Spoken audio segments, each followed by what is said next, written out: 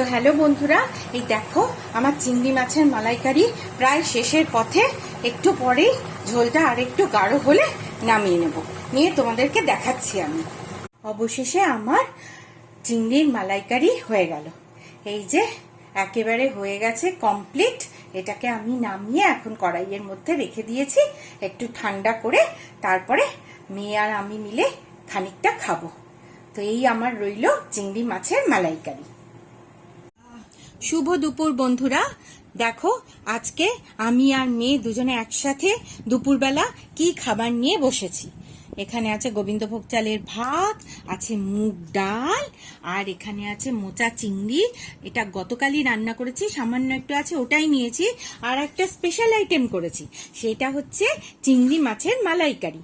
আমার কাছে গলদা চিংড়ি নেই, ছোট মাঝারি সাইজের চাপড়া চিংড়ি আছে, তো ওটা দিয়েই আমি মালাইকারিটা করেছি। যে কোনো চিংড়ি দিয়েই করা যায়, খুব ছোট চিংড়ি দিয়েও করা যায়, বড় চিংড়ি দিয়েও করা যায়।